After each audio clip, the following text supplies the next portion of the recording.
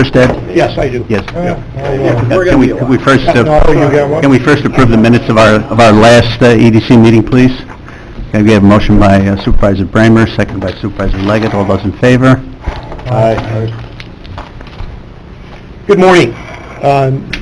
You have an extended agenda this morning. We will be brief from EDC's perspective so that Wayne can have his proper time this morning. Just wanted to highlight some of the activities during the past month that we undertook collectively through the county, as well as specific projects here.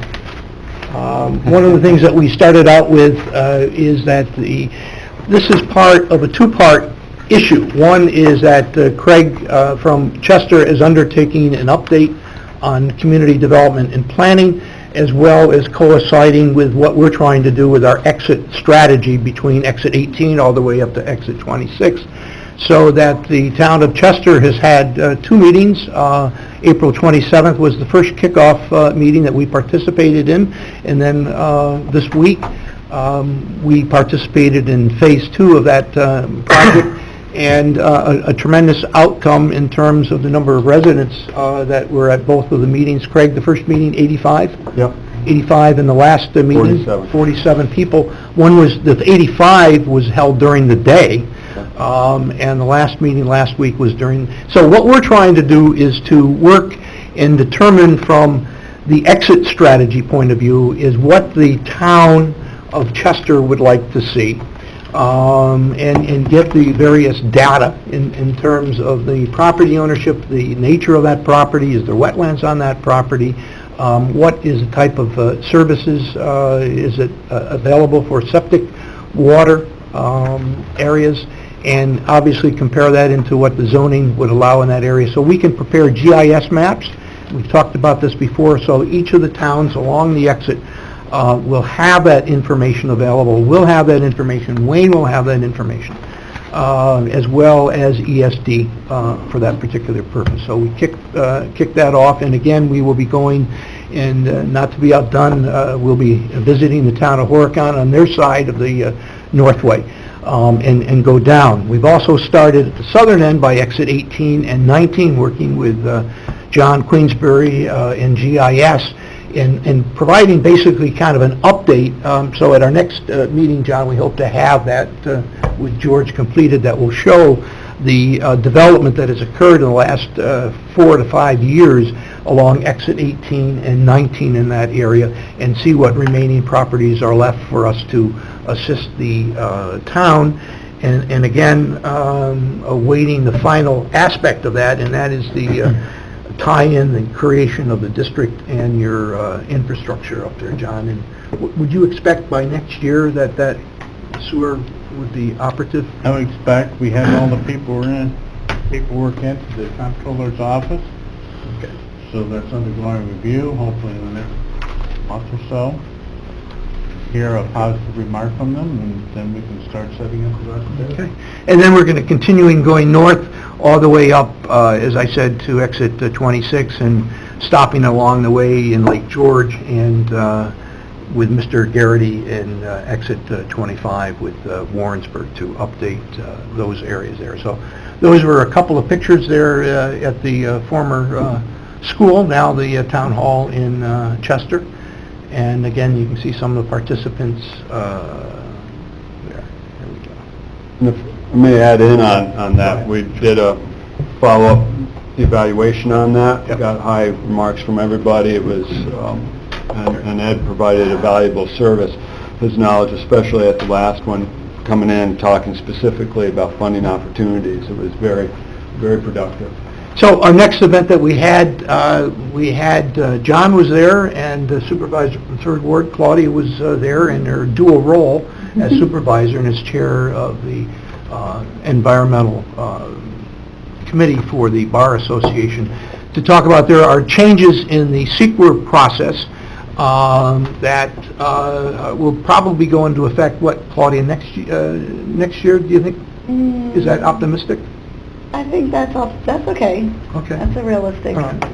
And Claudia, you want to spend a minute and just say what you see as the overall summary of the secret. There's a couple of key points. Yeah, there's a couple of key points. So they're trying to streamline and prioritize, I think, some of the green infrastructure projects. So they're going to go onto the Type 2 list, which means they'll automatically, sail through without further secret review.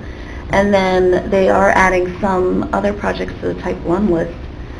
So they will be presumptively on requiring an EIS, not definitively, but they're doing that. And then they are also making scoping mandatory. So once you get through and you determine that an EIS is needed, scoping used to be a process that you did not have to go through, but they are making it mandatory. And I think that is helpful because if you do the scoping ahead of time in a thorough manner, then the EIS process, drafting the EIS, environmental impact statement, is more beneficial and organized, and then the project sponsor knows what they have to do, and the lead agency knows that if the project sponsor submits an EIS that follows the scope, they should accept that for public comment and be ready to go. It should make the process go a little bit more smoothly. The one downfall from the environmental perspective that I see is that if a new issue arises after the scope has already been drafted, it's a little bit harder to get that new issue considered, but it still can be considered. So it's not completely foreclosed even though it wasn't in the initial scope. So I think it's, we had a seminar, if you will. Mark Schachner was there, Chris Round, and we had the general counsel from DEC was there along with Mark Mangorio, who is the permit administrator for DEC there. And it was very helpful. We had a lot of planning board members from the area, attorneys that were present, and some developers were there as well.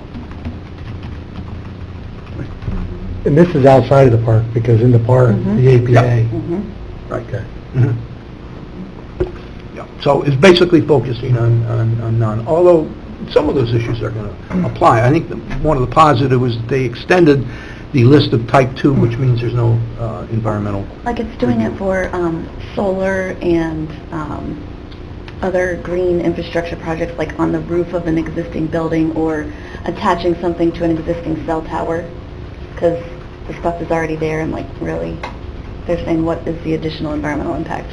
I mean, you could always still find that there's an environmental impact, but now it's already on the Type 2 list, so it should be easier for people to do that kind of redevelopment of existing infrastructure, especially when it's related to a green project. These things actually been in the work for the past like 31, 32 years. And there's always exceptions, like if it's adjacent to a historic building, then it might not get into the Type 2 list.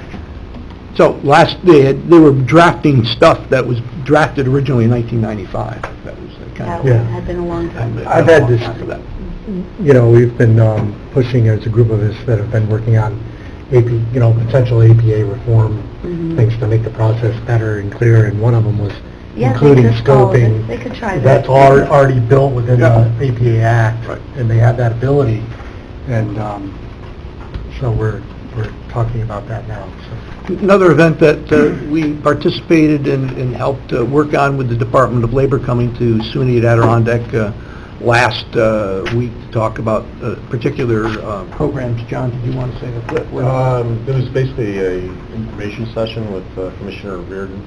Was there, gave an overview of the early details of the Excelsior Scholarship and how that was going to work. And there was a lot of students and other people in the audience that had specific questions about mechanically how this works and what happens if this happens. And so it was a little bit of a Q&A session too. John, you were there too. You were at the very well put together, small, informative. So that was other activities. Again, we have a date, June 27th, for our luncheon. Normally we have it in May. Circumstances beyond our control, we had to move this to June 27th. Some of the other activities that we are working on, I've outlined there. Some of the items, I just want to spend a moment on a couple of these. I mentioned the Exit 18. We are continuing to work. I talked with Mayor Blaze earlier in this week and trying to continue to get the issue of added funding for Lake George in front of the appropriate agencies for, funding. And while we all recognize that every single community in New York State is in need of funding for water and wastewater and infrastructure, with bridges and so forth, I think it's very critical that we continue to mount our efforts to assist Lake George in securing funding for the wastewater treatment plant because of the impact positively that it would have with the quality of the water, as well as our tourism in the area, and for the residents that live around Lake George. So that is still an uphill battle. You'd think it would be rather easy to obtain these funds relative to recognize the Lake George and its international status, but it is an uphill battle to seek the $9 to $10 million that Bob Blaze. The village has already committed through bonding resolutions $9 million of their own money, and for a small permanent residence, that's a considerable amount of dollars, but everyone here in this room here faces those kind of similar issues, so it is difficult. We mentioned the I-87 area. The issue with broadband and cell coverage is very complex.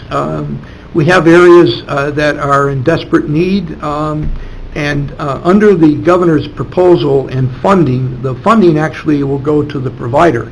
Two recent grants were awarded to Frontier to provide about 400 units in the downtown North Creek area, and about 250 to 275 in the downtown area in Stony Creek.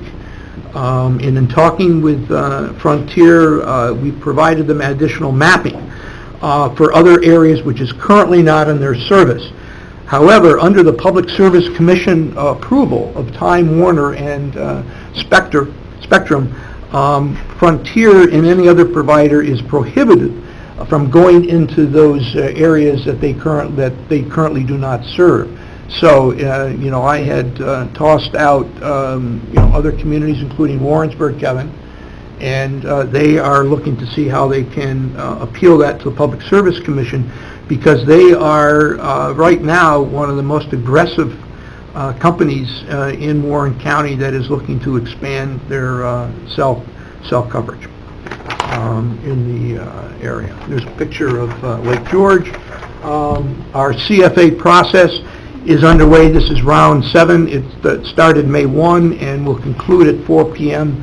on July 28th. We are working now with a number of businesses as well as municipalities, reaching out to all of the municipalities in Warren County, as well as businesses into the area, to see if there are municipal projects. We have the expert at the end of the table that deals with First Wilderness and Trails Parks and does a terrific job, and we certainly, any request, we'll pass that right on to Wayne, because he really is does a great job on that and has statewide reputation. Not to overconfident him this morning, but he really does a good job. So we're not here to compete in any way to supplement those areas outside there. Right now, we probably have 11 to 12 businesses and municipalities within the county of Warren that are looking seriously at CFA applications in our area. And again, that is for municipalities, towns, as well as for private businesses. And I know your chair is also looking at some CFA applications as well. We are continuing to work on a regional basis through a local efficiency grant that we received between Queensbury, Glens Falls, Moreau, Kingsbury, the Washington County Sewer District, and what our priority project is looking at how do we handle the biosolids in our area. rather than having the town of Queensbury attempt to do this by themselves, or the city of Glens Falls, Moreau, is looking at different models relative to biosolids. And then the second aspect of this is to looking at the efficiency of between the Glens Falls wastewater treatment plant in Washington County, which is based in Fort Edward, as to how we can reduce our operating costs. Do we need to have separate engineers? Do we need to have separate billing? Can we consolidate some of these areas? Can we have one attorney instead of two different law firms and so forth, in order to reduce some of the cost? Obviously, there are expansion areas within our area. Queensbury, Kingsbury, and the town of Moreau would be benefiting from these studies as well. So we hope to be having some proposals in more detail on the funding in the next few months. That is the Warren County exit strategy. Supervisor Leggett, he wanted to... Was that part of the outgrowth of the ABG? Or the AGC? AGC, thanks, yeah. Yes, it was. Yeah. That came out of the AGC study to get the grant, the $900,000 grant. Each community is contributing $29,000, and they've all paid, and it's into the city coffers. Supervisor Montesi, go ahead. Ed, is the when you talk biosolids, is the concept still a composting facility? I think that's part of the innovation and technology is advancing every day in those areas here. So we're looking at a kind of a combination of the technology, and the next step is to actually bring in and discuss the concepts with the various vendors, about maybe 5-6 different companies with different approaches for that technology informally. And then the group will put together a final report and have presentations at the various communities that are involved. Well, you and I mean, we worked on maybe the potential site being the Ciba-Geigy site. I think that's potentially one. I don't think that is one site that has been potentially identified, depending on the usage and what the operations is. It could be at the existing wastewater treatment plant in Fort Edward. It could be at Glens Falls. It could be at Ciba, or even, one had mentioned the dewatering site in Fort Edward as another potential site. But it probably, realistically, be in the southern area of the county at this particular point here. That's the exit study. The Downtown Revitalization Initiative is just about completed. The final report was submitted in February, and the state momentarily will be announcing its decision on the projects and the dollar amounts momentarily. And again, there's a picture of our challenge in our broadband areas, and I think that maybe not okay. I think I skipped over, or did we have out of there? One thing I wanted to mention, and that is we often talk about some of the weaknesses we have in the area. One of the strengths that we have is a 118,000 square foot building, Native Textile, located off of Exit 18 in Queensbury, that we have received some renewed interest, and that we will be working closely with Steve Borges and the town in promoting and marketing that particular site. It's a 33-acre site. The building itself only takes up 8 to 9 acres. Therefore, we have sufficient room to expand, and currently we have a couple of interested parties, one specifically, that would create 200 jobs in that area. We went down this road about 3 years ago with a firm that was looking to relocate from New Jersey. The interested business person, summered in Bolton Landing, and he wanted to be closer to the lake. And we put in a very competitive offer. Governor Cuomo jumped in, Governor Christie jumped in, and this was during the height of the controversy with the George Washington Bridge. And at the end of the day, Governor Christie invested $28 million in grants and tax credits to keep the business in New Jersey. The state had offered up to 20, and that was, the governor said that's it. We're not going to go above 20. So it's the largest building and the sale price a little over $3 million. If you were to build that building today, John, what would be the estimate cost? $90 to $100 a square foot. Yeah. Depending on what you... Yep. So you're talking a considerable amount. Building is in very good shape. Steve has done a good job in maintaining that as the realtor involved. We'd like to get a lower price if we can, but we have put together, I think, a good package. But we will be marketing that piece of property very, very soon here. So that is a overview. Any questions or comments? Thank you very much, Ed. Okay. Appreciate the comments. Wayne? All right, you have, hopefully, everybody got an agenda package. I know it was emailed out, so if I need to make more in the future, I will. A couple items, there's 3 items that require committee action. I'd like to go through those first, and then Sarah is here to demonstrate the E911 app that was developed and has been deployed, and talk about that.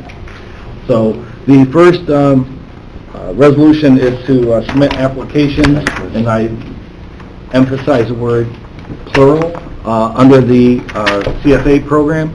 We will be looking to do an application for the First Wilderness Program. There's a couple of projects. The town of Johnsburg is looking to advance a project where they will take ownership of the Black Hole from OSI, and we would do a redevelopment plan for that and trail structures and whatever, and the town has requested that we include that. The good part about the CFA program this year under the Title 11, which we use, is the ratio has gone from a 50-50 program, 50% match, 50 local, to 75-25. So we only have to provide a 25% match, which is usually through in-kind services at the local level. I know that I've had discussions with Craig about a potential recreation area in Chester on the Scroon. We'll see if that goes forward. And the folks in Corinth would be interested in additional funding for a project they have ongoing down there. So as part of the First Wilderness Program, we have an intermunicipal agreement with them to participate in the River Rail Corridor. So we'd also look to identify any projects under the Small Cities Program, which is also under the same CFA. We have some ideas, but I want to talk to Supervisor Gerard as the Facilities Committee before we go any further with that. The other aspect is to work potentially with the Lake George Park Commission on some milfoil eradication, continue that process ongoing. So there is a resolution request form in here. Those are some of the ideas that we're looking at, and I'd ask for the committee's consideration. Good. Could we get a motion to get that on the floor? Supervisor McDonald, second by Supervisor Montesi. Any discussion? All those in favor? Aye. Opposed? Number 2. Number 2, amend Capital Fund 292. This actually is a completed program, and the Treasurer's Office would like us to include the local match. So we're just trying to clean this up, and so this is at their request. Great. Can we get a motion to put it on the floor? Supervisor Simpson, seconded by Supervisor Montesi. Any discussion? Just a little discussion on that. So the match has all been done. You calculate, you tabulate, you put prices to it, and then Yes. it's just a submittal to the Correct. treasurers, and they balance the books with that. Correct. Okay. Supervisor Bramer. Thanks. What is this project? This was a Town of Johnsburg award because at that point in time, the county was not authorized to submit under the First Wilderness Program. The state since changed the legislation where the county can be an applicant. So we funneled everything through the Town of Johnsburg as the lead, and it was for First Wilderness programs. Streetscape in North Creek was for the additions to the station buildings in Thurman and Lake Luzerne, or Hadley, and other projects. Long since been completed. We're trying to do our final closeout, and trying to get it through the treasurer's office. Motion's on the floor. All those in favor? Aye. Opposed? Number 3. Okay, number 3 is proof positive that if you're not at a meeting, you get volunteered for something. And this relates to the DOT Title VI compliance plans, which, because I was not able to attend the meeting, I got delegated the responsibility of putting all this stuff together. I've talked with Brian, the county attorney. This is, the Civil Rights Act of 1964 requires compliance with a number of different aspects of DOT law. And technically, the county has been responsible for compliance all these years, but has not had any formal plans. DOT and Federal Highway are now requiring formal plans be adopted, and they have provided templates, and so we've gone through and done the global search and replace and put the county's name in. I do have some concerns,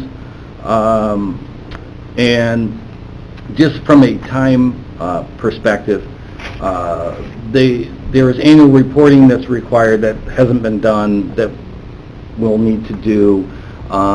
There are the ADA compliance plans where we have done it for the county facilities previously under a different grant award, but it's a requirement to all the sidewalks, all the public infrastructure to do ADA compliance. And if it's not in compliance, to come up with a plan and a budget to bring them into compliance at some future date.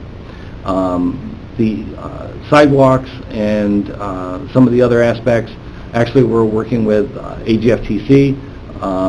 They are bringing a student intern on over the summer and be working with Sarah. Sarah's developed an app where they can go out and look at all the sidewalks and see where, if there's not ADA cuts, what needs to be done, where those are located. And it's going to be an involved process. Technically, it's something that we probably should have had done, especially at the local level. They're now kind of forcing the issue to come into compliance with all of this. There's also a requirement that the county have an approved plan for disadvantaged people who attend the meeting if they need sign language, if they need an interpreter. So that's always been a requirement. Now we have to formalize it. So I've been working, as I said, with Brian on this. His suggestion is that there is just one blanket motion that talks about the Title VI compliance plans. He's going to continue to review these, and we'll have more information at the board meeting if it's required. So at the county attorney's request, there is a resolution request form here under item 3. Supervisor Montesi. When it's easy for me to probably understand that, the tile that you see at the end of a sidewalk that allows blind people to know that the curbing is Right. ending. Those are the kind of things that we're talking about, but how do you address an issue whether you need sign language or, what did you say? An interpreter, right? Yeah, but how do you know when your intern goes out and looks at the sidewalks, how does he know that in that particular section that there need to be... Okay, let's see, what do they actually call it? They call it a limited English proficiency plan. So it really relates to public meetings. That's where it's addressing, not necessarily the curb cuts or any of that. Okay. So as far as signage in multiple languages, no, it's not requiring that.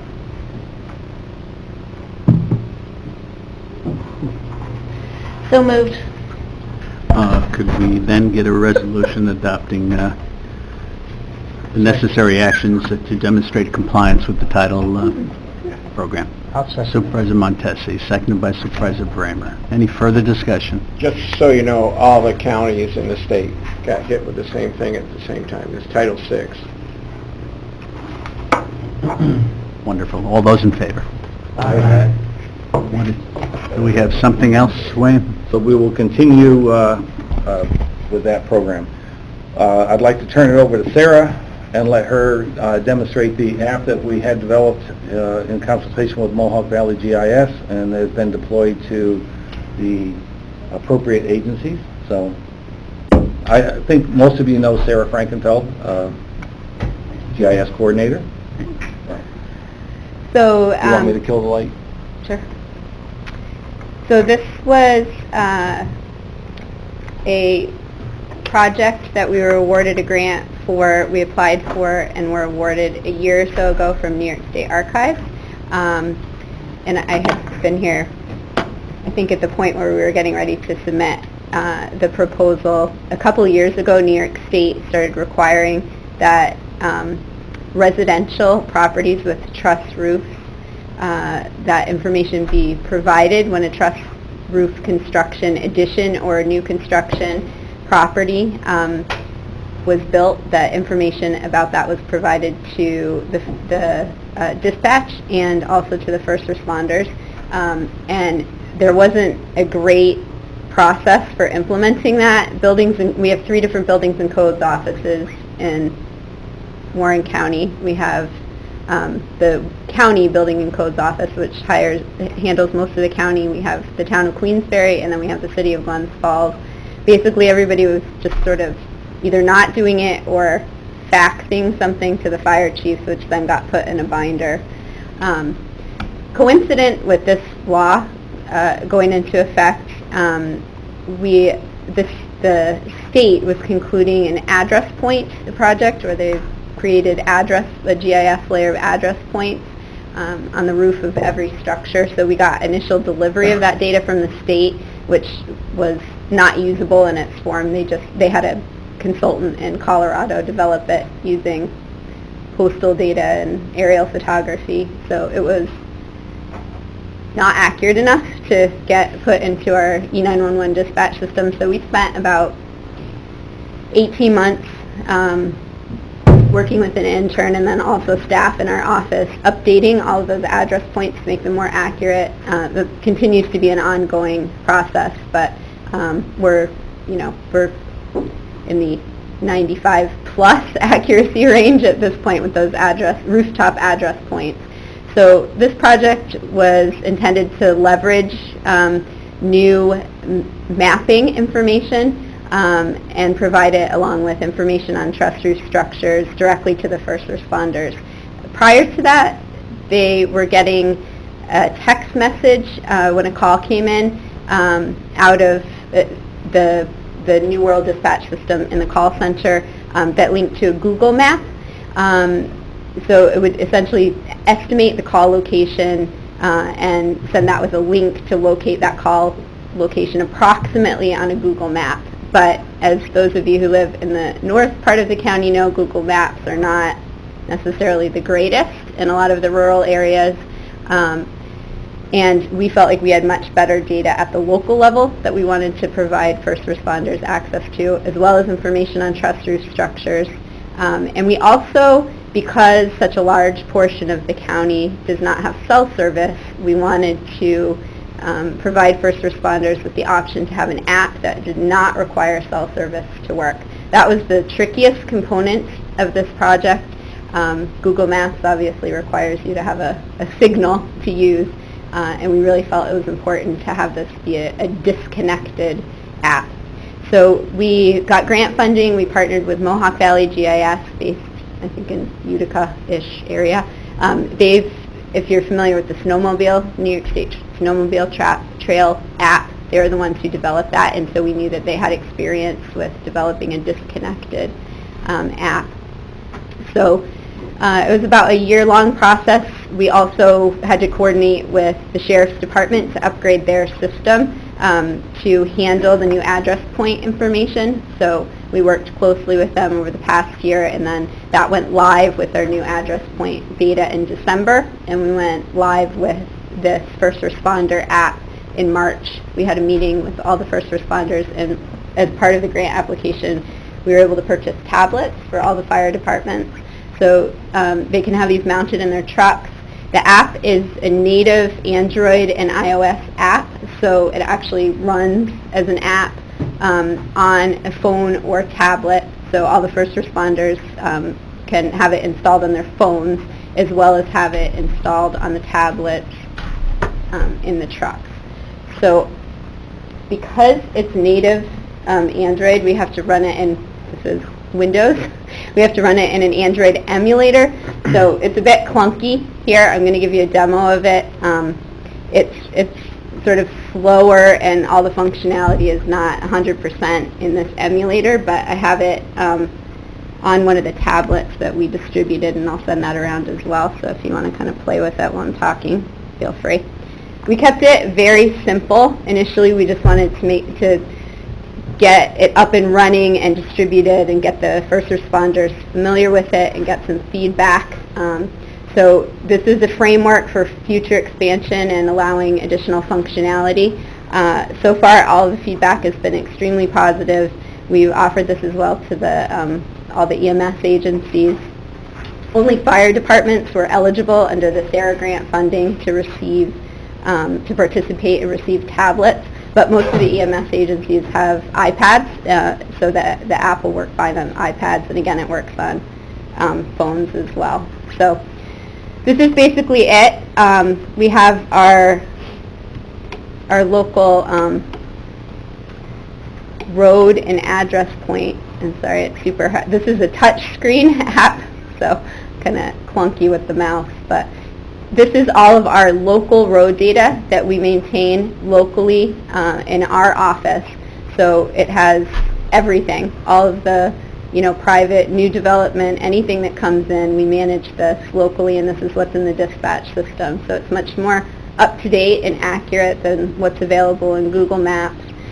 We also have address point information, which is not currently showing up in the emulator, but it's little orange points that are on the roof of every structure that give address information for each, oh, there they come, address information for each structure in the county. When a call comes in, a notification comes through on the phone or tablet, so you may hear that. I turned the volume down so we wouldn't interrupt the meeting, but it's a unique noise, so similar to a text message coming through. When a call comes through, there'll be a unique noise notifying that a call has come through, and it will come right into the app. So this button right here will zoom to the latest call. We also have fire hydrant information for parts of the county, trying to work with local municipalities to continue fleshing out the fire hydrant information, but for all of Queensbury, Glens Falls, and some other locations in the north part of the county, we have fire hydrants. You can click on the call and it will give you the basic call information. It's also a call list, so this shows all of the recent calls. Each person or agency has their own login, so they're only receiving calls for their own agency or mutual aid agencies, whatever they'd like to receive calls for. And then you can just click on it, it'll zoom to that particular call. It has GPS, so again, this isn't going to work in the building. This computer doesn't have GPS, but on the phone or tablet it has GPS, so you can click on this and it will locate you. This is going to just pick a random location because there's no GPS on the computer. But you can leave this on so that it will track and follow. The first responders can leave this on so that it will track their course while they're in the truck, and they can see exactly where they need to go. There's also search functionality, so if they want to find a certain address, like while they're out and about, or even in the station, they can.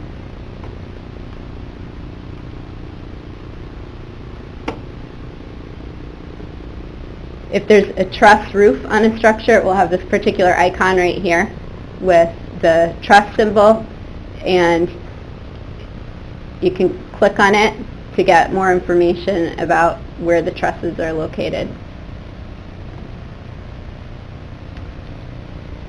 That's pretty much it.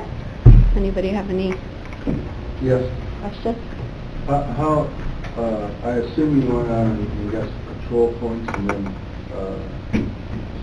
scaled off the house locations? You didn't go to every single house? No, this was, so New York State thankfully has very high level control aerial photography flown every 4 years. So the photography is controlled by engineers, and ortho imagery is developed by a vendor, plus or minus 10 feet. So we use aerial photography to locate all of the rooftop locations. So new construction, we have buildings and codes, goes out, and when a new structure is going in, they take a GPS point standing in the foundation. But yeah, no, we didn't individually visit. It's just using high control quality ortho imagery. So all the trust information, did that come from? From buildings and codes. From buildings and codes? Yeah. It's not retroactive, though, it's only... No, so it's from when this law went into effect in 2016. All of the buildings and codes departments started collecting this information. So it's not retroactive, but going forward from January 1st. Well, those are the stickers you put in. Those are the sticks. So these are all the placarded Yeah. structures, and it's, from 2016 forward. So just because there's not a trust doesn't mean that there's not trust construction, but moving forward, everything that has a placard will show up here. Do they provide that data to the assessment office, and then you pull from the assessment office, or do you actually use the database? We coordinate, so every time we assign an address, so Marty in our office and Ron in the real property office coordinate. So when Ron gets a new subdivision filed, he forwards that information to our office. Marty assigns addresses, sends it back to real property, and so when a parcel is split or a new subdivision goes in, Ron sends that new address information directly to the assessor, so they have it up front. If we have new construction on an existing property and somebody comes in and requests a 911 address, then we directly send that information to the assessor, so that our two databases stay in sync. There are two separate databases. The dispatch system uses the address points, not the parcels, but we're making a very strong attempt to keep those two databases in sync, and we work closely with real property and the assessors to do that. Are you pulling the centroid information out of the New York State assessment? Or No. Nope, it's an independent, separate database with 911 addresses. So it's a separate database, but we provide that information back to the assessors so that they can have address information that matches our 911 database. But they're not centroids, they're rooftop locations. Yeah. Great. Thank you very much, Sarah. That was Enhancement? interesting. So, as I mentioned... We got 5 minutes yet. As I mentioned in the beginning, we tried to keep this very simple. We wanted the first responders to be able to quickly and easily get up and running with this. And we have had a couple requests for enhancements. The hydrant data, as I mentioned in the beginning, we'd like to continue to flesh out that with both this is a dry hydrant right here, dry and wet hydrant information for the remainder of the county. Also, we'd like to add response plans. We've had some requests from the fire departments to add response plans so that we could tie the response plan in, so if they know if they get a call at a particular structure, usually larger commercial structures, they can click on that and have a link to their response plan that would just pop up in this location.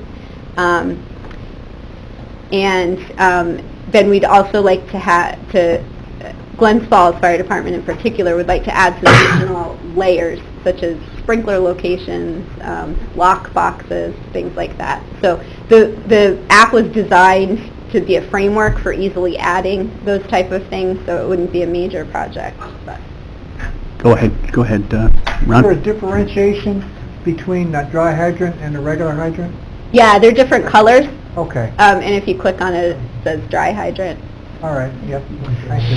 Supervisor Dickinson. How accurate are those fire hydrants? I mean, if one's buried in the snowbank, They're accurate. So we have Glens Falls and Queensbury, I believe, GPS every single one of their hydrant locations. The ones that we include for Chester, North Creek, Bolton, Hague, Marty and myself have GPS, all of those with a high accuracy GPS. So they're all, within a couple feet of their location. I have watched the Glens Falls Fire Department go on EMS calls, and sometimes the calls come in, and then Empire would get the call simultaneously. And it's interesting the firemen are very, very good when it comes to an intersection. If you're supposed to go left, they typically go left. Empire typically goes right, okay? It's just I don't know if it's familiarity with numbers or just kind of, an understanding of, maybe a system like this, but they're very good when it comes to, making the right decision. Yeah, we have a lot of, I think it's getting to be more of a problem, especially in the north part of the county where the ambulance services are getting contracted out, and where you have a lot of local knowledge in the fire departments, not so much with EMS, and especially in the more rural towns, easy for the drivers to get lost. So we're hoping that this will help. And also these roads have address ranges available on them, so these points right here.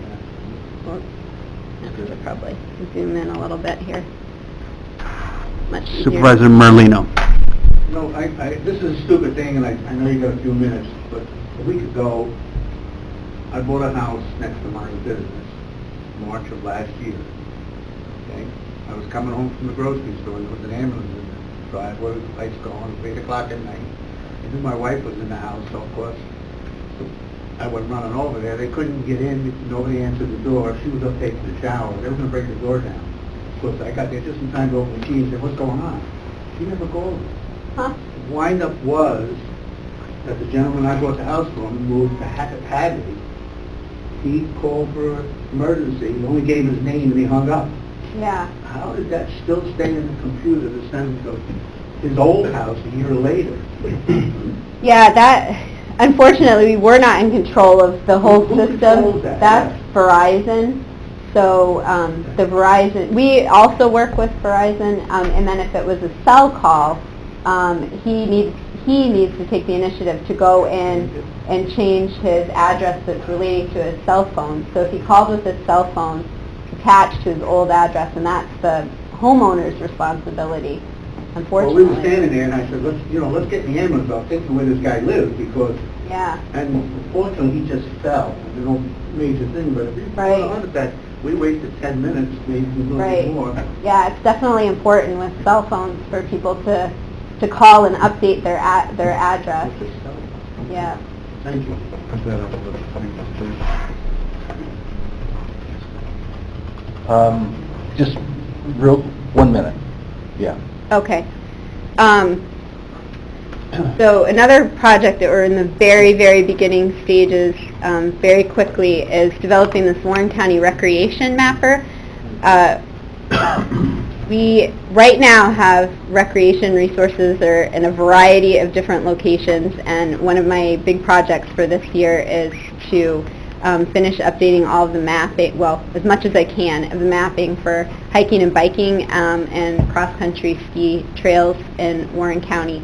So in doing that, I decided it would be a good idea to coordinate with some other agencies. So I've spoken with tourism, Lake George Land Conservancy, Town of Queensbury.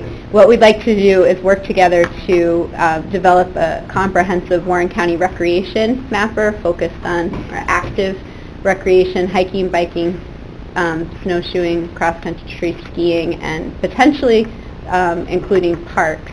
But the plan is to sort of combine pictures and more details. There are a number of mapping sites already out there that show DEC trails, but the purpose of this is to provide additional, more detailed information about all of the various recreational activities in Warren County, including but not limited to the First Wilderness.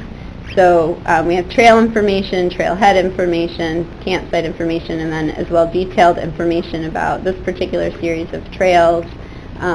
We have a link to a little trail video here, a link to download a detailed trail map that can be printed, and then a link to a website, First Wilderness website in this case, with more detailed information about that particular trail series. So this is my big project for the summer. Yeah, this came as part of a rework of the First Wilderness website, and we've been talking, and it was Sarah's idea to take how we're going to rework the First Wilderness site and just extend it out to the rest of the county, because it does provide a service, and it would allow for someone to sit in the Capital District region, say, and plan out a couple days' worth of activities in one place, rather than skip around to a bunch of different sites. Great. Supervisor Bramer. Thank you. I'm so glad you're talking with tourism, because that's exactly the comment I made to them the other day when we saw their brand new website. They have some functionality about, you know, if you want to go hiking, you drop down a list, you can look at all these lists, but there was no map showing you how far away they were from each other, and that's exactly what I said. Like a tourism person would want to see what trips can I do in one day. Can I go to, you know, the Pack Forest and then do another little thing nearby and then another little thing and then go home? Yeah, Joanne came over for an hour or so and met with Sarah, and so, again, as Sarah said, that we're kind of just, this is in this gestation period, and we're figuring out how all the linkages can work, but, yeah. Yeah, we recognize that. Is this live yet? No, it's not live yet. Supervisor Montesi. But, yeah. Will be an app that's readily available? So this is a responsive website. So this will run, this will reformat itself to work in a phone or a tablet, so that it's easily readable. We have also discussed the possibility of turning this into an app. Again, if we do that, we would make it a disconnected app so that it would work without cell signal, so that you could still get your detailed maps if you're, you know, hiking Crane Mountain and you don't have cell service. So yeah, we're definitely considering that as phase 2 after this website's developed and all the data's developed to create an app. Because the public should be able to get to that or know about it quickly. Yeah. Yep. The only thing we have talked about is an app that would just be a pointer right to the website at first, and then allow for a disconnected app at a later time. How would you know that app is pointing? I mean, how do you get that information out there? Well, you can put information about the app on the website, I guess, is probably Right. A link to download the app from the website, and we're planning to make this, if the town of Queensbury Maybe it wants- ought to be on the tourism website too. Yes, Oh, yes, yeah, yeah. definitely. Supervisor Dickinson. Thank you. Sarah, what kind of timeframe do you look at to have this viable enough to go public? Sometime this year. Really? Yes. There's a lot of information to develop. Thankfully, a lot, because we're trying to partner with Town of Queensbury, Lake George Land Conservancy. Some of it's already developed, like Lake George Land Conservancy already has detailed trail maps. They hired a steward this year who's re-GPSing all the trails, so I'm going to be working with the steward and helping him with the data, but they already have good text developed. One thing we're really lacking right now is pictures, but tourism has recently hired an additional staff person, and part of his job is going to be to go take pictures, so coordinating with him to try to get some pictures. But if anybody has pictures that they want to share, that would be wonderful. Cause, Who are you stewarding? I'm not sure I'm not stewarding it from Lake George Land Conservancy, so I'm just working with their steward. I'm not sure who it is. There's a lot of information out there. We have Lake George has a grant right now, cataloging all of the historic stuff in Lake George. Yeah, the nice thing about this format is it lends itself to a variety of different applications. So I think the recreation mapping is the highest priority right now. If you look at the stats for the First Wilderness site, it's definitely the thing that people are searching for the most. But after that, I think having this kind of format is really user-friendly, and we could certainly we're thinking about doing Cultural historic resources. markers, cultural resources in the same similar format. Well, that was the purpose of the grant, was to get it out there so people can find all this stuff. That's great. Great, thank you very much, Sarah. Very interesting. It's amazing how things are related, from public safety to tourism to gosh knows what, you know? So thank you.